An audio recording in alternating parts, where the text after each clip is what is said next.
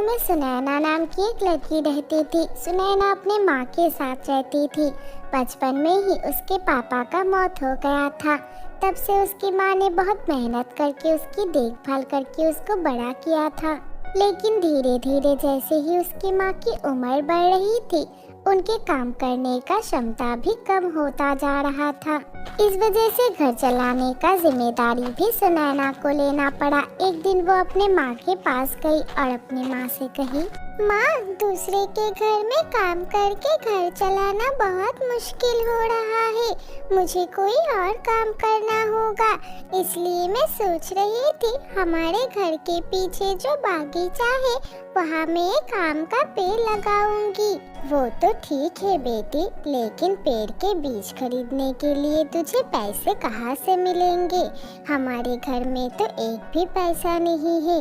माँ, मैंने काम करके कुछ पैसे जमा किया है। उन पैसों से ही मैं बीज खरीद के लाऊंगी और फिर आम का पेड़ उगा के उनका देखभाल करूंगी। बेटी, तू अब जिम्मेदार हो गई है। तुझे सही लगे तो तू वही कर। मैं हमेशा तेरे साथ हूँ। अपनी माँ की बात सुन के सुनैना को बहुत अच्छा लगा और वो अगले दिन ही शहर से आम के बीज खरीद के लाई और वो बीज अपने बागीचे में लगाने के बाद उन आम के पेड़ों का बहुत अच्छे से देखभाल करने लगी। कुछ महीनों बाद वो आम के पेड़ बड़े हो गए और कुछ महीनों बाद उन पेड़ों पे आम भी आ गए। ये देख के सुनैना को बहुत अच्छा लगा। ऐसे ही एक दिन सुनैना आम के पेड़ों को पानी देने के लिए बागीचे में गई। वहाँ जाके जैसे ही उसने एक आम के पेड़ में पानी डाला, उसने देखा उस आम के पेड़ के नीचे एक जादूगरनी सो रही है और उसने उसके ऊपर पानी डाल दिया। कौन है तू लड़की? तेरी इतनी हिम्मत कैसे हुई? तूने मेरे ऊपर पानी डाल दिया। तूने देखा नहीं मैं यहाँ सो रही थी? जादूगरनी, आप मुझे माफ कर दीजिए। मैंने आपको नहीं देखा था। मैंने जानबूझ के आपके ऊपर पानी नहीं डाला। ये मेरा बगीचा है। मैं तो पेड़ों को पानी देने आई थी। लेकिन सुनैना की बात सुन के भी वो जादूगरनी का गुस्सा ठंडा नहीं हुआ और वो गुस्सा होके सुनैना से कही, नहीं, तुम्हें इसकी सजा जरूर मिलेगी। मैं तुम्हारे साथ ऐसा करूँगी कि जिंदगी भर तुम्हें इस गलती का याद आएगा और तुम्हें पछतावा होगा। ये कह के जादूगरनी ने अपना जादुई छड़ी घुमाया और सुनैना के आम के पेड़ों के ऊपर जादू किया और हंसते हुए वहाँ से चली गई। सुनैना को तब कुछ समझ में नहीं आया और वो पेड़ों को पानी देते हुए सोचने लगी, लगता है ये जादूगरनी पागल है। इसके जादू से तो कुछ भी नहीं हुआ। ये कह के वो अपने घर वापस चली गई। अगले दिन सुबह वो जब पेड़ों को पानी देने बागीचे में वापस आई, उसने देखा उसके आम के पेड़ों पे जो आम उगे थे वो सब में कीड़े लग गए हैं और सभी आम पे काले काले धब्बे आ गए। ये देख के सुनैना को रोना आ गया। तब उसमें से एक आम से आवाज आया, क्या हुआ? अपनी ऐसी हालत देख के बुरा लग रहा है। कल तो तू सोच रही थी कि तुझे कुछ भी नहीं होगा। मुझे पता है आप जादूगरनी का जादुई आम हो। मुझे आप माफ कर दो। मैंने बहुत मेहनत करके ये आम का बगीचा बनाया है। अगर मैं आम नहीं बेच पाई तो मैं रास्ते पे आ जाऊंगी। ये तुझे पहले सोचना चाहिए था। मैं जब तक इस बगीचे में हूँ तब तक मैं एक भी पेड़ में अच्छा आम नहीं होने दूंगा। और अगर तूने मुझे यहाँ से हटाने के बारे में सोचा भी तो मैं तेरे घर को आग से जला दूंगा। उस घमंडी आम की बात सुन के सुनैना को और भी ज्यादा बुरा लग गया और वो अपने माँ को जाके सब कुछ बताया। ये सुन के उसकी माँ उसे कही, बेटी, इसमें तुम्हारी कोई गलती नहीं है। तुमने जानबूझ के उस जादूगरनी के साथ ऐसा नहीं किया था। वो एक शैतान जादूगरनी थी, इसलिए इतनी सी बात की वजह से उसने तुम्हारे ऊपर बदला लिया है। लेकिन माँ, सारे आम के बाहर काले धब्बे आ गए हैं।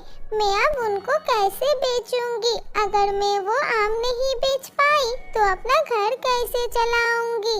बेटी, तुमने जो आम उगाया है उनमें तो बस बाहर ही काले धब्बे आए हैं, लेकिन वो तो खाने में ही बहुत अच्छा है। तुम एक बार इन आमों को बाजार ले जाके देखो, शायद वो बिक जाए। अपनी माँ की बात सुन के सुनैना तब उन पेड़ों से सभी आम तोड़ने लगी। ये देख के वो घमंडी आम हंसने लगा और वो सुनैना से कहा, तुझे क्या लग रहा है, तू ये खराब आम ले जाके बाजार में बेच पाएगी? तू तो बहुत ही बेवकूफ लड़की है। लेकिन सुनैना ने उस आम की एक भी बात नहीं सुना और वो सब आम लेके बाजार चली गई। बाजार जाके वो कुछ दुकानदारों के पास गई और जाके उनको अपने बागीचे से लाया हुआ आम दिखाया। ये देख के एक दुकानदार सुनैना से कहा, ए लड़की, तू पागल है क्या? हम ऐसे सड़े हुए आम खरीदेंगे? ये तू हमें बेवकूफ बनाने आई है क्या? लेकिन मेरे आम तो बाहर से दिखने में बस खराब है, लेकिन ये खाने में बहुत ही अच्छे हैं। आप एक बार ये आम खरीद के देखिए। अगर आम दिखने में ही खराब है तो ये देख के कौन आम खरीदेगा मुझसे खाने के लिए, कि उसे पता चलेगा कि ये आम खाने में अच्छे हैं। जा, तू अब यहाँ से निकल जा, यहाँ ये आम कोई नहीं खरीदेगा। ये कह के उस दुकानदार ने सुनैना को वहाँ से भगा दिया। वो रोते हुए वो सब आम लेके घर वापस चली गई और अपने माँ के सामने बैठ के रोने लगी। ऐसे ही कुछ दिन निकल गया। कुछ दिनों बाद उसने जिन लोगों से उधार लिया था सबको पता चल गया कि सुनैना के बागीचे के आम खराब हो गए हैं और वो अपना पैसा वापस लेने के लिए सुनैना के घर आने लगे। इस वजह से वो उन लोगों से भागने के लिए वो घर से बाहर रहने लगी। ऐसे ही एक दिन वो एक जंगल के अंदर छुप के बैठी हुई थी और अपनी किस्मत को कोस रही थी। ये मेरे साथ क्या हो गया? मैं सब कुछ सही करना चाह रही थी, लेकिन मेरे साथ ही ऐसा हो गया। मेरा किस्मत ही खराब है। ये सोच के वो रोते हुए वहाँ से जा रही थी। तब उसने देखा उससे कुछ दूर एक पेड़ के पीछे कोई पड़ा हुआ है। ये देख के वो सोचने लगी, लगता है वहाँ कोई इंसान पड़ा हुआ है। मैं जाके देखती हूँ, शायद उनको मदद की जरूरत है। ये सोच के सुनैना उस पेड़ के पीछे गई। वहाँ जाके उसने देखा एक साधु बाबा बेहोश होके उस पेड़ के नीचे पड़ा हुआ है। ये देख के सुनैना घबरा गई। ये साधु बाबा तो बेहोश हो गए हैं। मुझे इनको पानी पिलाना पड़ेगा, नहीं तो ये ठीक नहीं होंगे। ये कह के सुनैना भागते हुए अपने घर वापस गई और अपने घर से साधु बाबा के लिए पानी लेके आई। और जैसे ही सुनैना ने उस साधु बाबा को पानी पिलाया, उस साधु बाबा को होश आ गया। साधु बाबा ने आँख खोल के सुनैना को देखा। वो सुनैना से कही, बेटी, तुम कौन हो? तुम यहाँ भगवान की तरह आके मेरी जान बचाई है। मुझे पता नहीं है, मैं तुमसे कैसे शुक्रिया कहूँगा। आप मुझसे उम्र में इतने बड़े हैं, मैं आपकी जान बचा पाई, ये मेरे लिए सबसे बड़ी बात है। लेकिन आपकी ऐसे हालत कैसे हुई? बेटी, मैं एक चुड़ैल को पकड़ने गया था, लेकिन वो बहुत ताकतवर है और वो मेरा पीछा करने लगी और मैं भागते हुए यहाँ आके बेहोश हो गया। लेकिन बेटी, तुम इस सुनसान जगह में क्या कर रही हो? उस साधु बाबा की बात सुन के सुनैना ने सब कुछ उस साधु बाबा को बताया। ये सुन के वो साधु बाबा सुनैना से कहे, बेटी, उस शैतान जादूगरनी ने तुम्हारे साथ बहुत गलत किया है, लेकिन तुमने मेरी जान बचाई है, इसीलिए मैं जरूर तुम्हारी मदद करूँगा। ये कह के उस साधु बाबा ने अपना हाथ घुमाया और उनके हाथ में एक जादुई बोतल आ गया। फिर उन्होंने वो जादुई बोतल सुनैना को दिया और सुनैना से कहा, इसमें जादुई पानी है, ये तुम जाके अपने बागीचे के चारों तरफ छिड़क दो, फिर देखना सब कुछ ठीक हो जाएगा। अभी मैं चलता हूँ, मुझे उस चुड़ैल को पकड़ना ही पड़ेगा। ये कह के वो साधु बाबा वहाँ से चले गए। सुनैना वो जादुई पानी लेके अपने घर वापस चली गई। वहाँ जाके जैसे ही उसने वो पानी अपने बागीचे के चारों तरफ छिड़क दिया, वो घमंडी आम के ऊपर आग लग गया। वो जल के राख हो गया।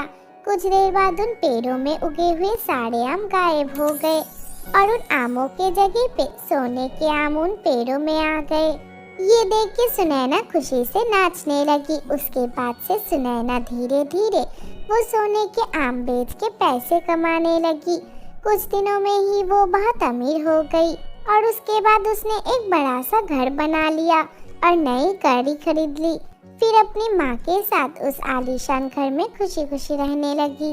बहुत समय पहले परी देश में 3 परी बहनें रहती थी, मीना परी, हीना परी और सीमा परी। वो तीनों बहनें दिल की बहुत अच्छी थी, लेकिन उन तीनों के रंग ही बिल्कुल कोयले जैसे काले थे।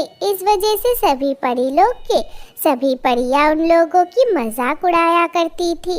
इस कारण से वो तीनों बहनें ही बहुत दुखी रहा करती थी। उन तीनों बहनों को छोड़ के कोई और परियां उनसे ठीक से बात भी नहीं करते थे। ऐसे ही एक दिन उन लोगों को एक शादी में न्योता मिला।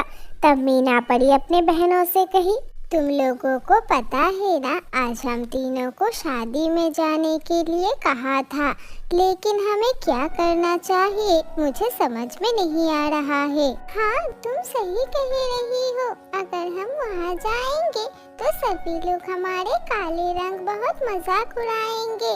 ये बात मुझे बिल्कुल भी अच्छा नहीं लगता, लेकिन हमें वहाँ जाना ही पड़ेगा। वो हमारी माँ की बहुत अच्छी सहेली थी और आज उनके बेटी का शादी है, इसलिए अगर कोई भी हमें कुछ कहेगी तो हमें उनके बातों का अनसुना कर देंगे। सीमा परी की बात सुन के सब बहनें समझ गए और वो तीनों बहनें शादी में जाने के लिए तैयार होने लगे। शाम को वो तीनों बहनें अच्छे से तैयार होके शादी में चले गए। वो तीनों बहनें जैसे ही वहाँ पहुँचे, वहाँ आए हुए दूसरे परियां उनको देख के उनके काले रंग की मजाक उड़ाने लग गए। अरे देखो, यहाँ कौन आया है? ये तीनों कोयले यहाँ क्या करने आए हैं?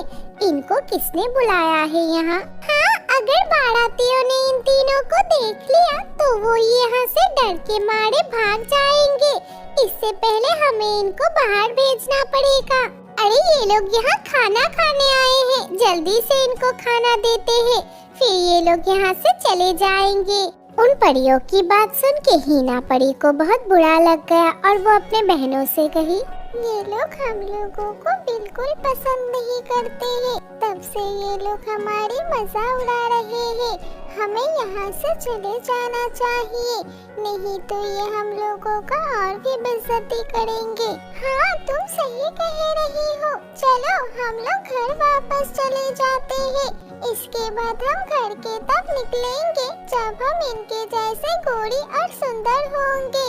ये कह के वो तीनों बहनें अपने घर वापस चले गए। घर जाके वो तीनों दुखी होके अपने घर में बैठे हुए थे। तब मीना परी बाकी बहनों से कही, बहुत हो गया, अब हम लोगों ने बहुत अपमान सहा है।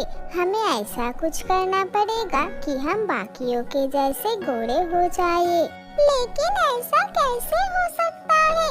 हम तो बचपन से ही ऐसा है और हमारे जादू शक्तियों से भी हम अपना रंग नहीं बदल सकते। नहीं नहीं, ऐसा हो सकता है। मैंने पृथ्वी लोक में एक जादूगरनी के बारे में सुना है। मैंने सुना है वो बहुत ताकतवर है और पृथ्वी लोक से सभी लोग उनसे डरते हैं। हमें उसके पास जाना चाहिए, वो हमें जरूर सुंदर और गोरे बना देंगे। ठीक है, फिर कल सुबह ही हम तीनों परी बहनें उस जादूगरनी के पास जाएंगे और हम अपने साथ कुछ सोने के सिक्के भी लेके जाएंगे। अगर उन्होंने हमसे कुछ मांगा तो हम उन्हें सोने के सिक्के दे देंगे। ये कह के अगले दिन सुबह वो तीनों परी बहनें उस जादूगरनी के पास चली गई। वो जादूगरनी एक गुफे के अंदर रहती थी। वो तीनों उस गुफे के बाहर जाके बहुत देर से आवाज लगाने लगे। कुछ देर बाद वो जादूगरनी अपने गुफे से बाहर आई। क्या हुआ? तुम लोग इतना शोर क्यों मचा रही हो? तुम लोगों को पता नहीं है इस जगह पे आना मना है, और जो भी यहाँ आने की कोशिश करते हैं उन लोगों की मैं क्या हशर करती हूँ तुम लोगों को नहीं पता है। हमें पता है आप बहुत ताकतवर है। हम तीनों परी देश से आए हैं आपसे मदद मांगने के लिए। क्या आप हमारी मदद कर सकते हैं? तुम तीनों परियां हो, मतलब तुम्हें रानी परी ने भेजा है मुझे पकड़ने के लिए। तुम अभी यहाँ से चली जाओ। उस रानी परी ने मुझे बहुत सताया है। अभी मैं पहले जैसे कमजोर नहीं रही। अगर तुम लोगों ने मेरे साथ कुछ किया तो मैं तुम लोगों को नहीं छोड़ूंगी। ये सुन के सीमा परी उस जादूगरनी के पास जाती है और जाके उनकी सभी दिक्कतें उस जादूगरनी को बताती है। ये सुन के वो जादूगरनी कहती है, तुम तीनों ही तो कोयले जैसे काले हो, रानी परी के पास क्यों नहीं गए तुम? वो तो कहती है वो जो चाहे वो कर सकती है। मुझे पता है वो बहुत स्वार्थी है। अच्छा किया तुम लोग मेरे पास आई हो। क्या आप हमें दूसरे परियों के जैसे सुंदर बना सकती है? अगर आपने हमें बाकी परियों के जैसे सुंदर बना दिया तो आप जितना सोना मांगेंगे हम आपको उतना ही सोना देंगे। बेवकूफ, मुझे सोने और पैसों की कोई लालच नहीं है। मैं तुम लोगों को सुंदर बना सकती हूँ, लेकिन उसके लिए मुझे कुछ और चाहिए जो तुम्हें मुझे देना पड़ेगा। जादूगरनी, आप हमें बताइए हमें क्या लेके आना पड़ेगा? आप हमें जो कहेंगे हम आपको वही ला के देंगे। तो सुनो, मैं एक शैतान का पूजा करती हूँ। वो शैतान 100 साल से सो रहा है। अगर तुम उसको जगा पाए तो तुम उनसे जो मांगोगी तुम्हें वही मिलेगा। लेकिन उस शैतान को नींद से उठाने के लिए हमें 10 परियों का खून चाहिए। लेकिन हमें 10 परियों का खून कहाँ से मिलेगा? हमसे तो कोई भी बात भी नहीं करता। हम उनसे खून कैसे लेके आएंगे? ये मुझे नहीं पता। अगर तुम 10 परियों का खून लेके आ पाओ तो परसों शाम को मेरे पास आ जाना, नहीं तो कभी यहाँ दोबारा आने के लिए सोचना भी मत। ये कह के वो जादूगरनी अपने गुफे के अंदर चली गई। जादूगरनी की बात सुन के वो तीनों बहनें चिंतित हो गए और वो लोग परी लोग वापस चले गए। उस दिन रात को वो तीनों छुप छुप के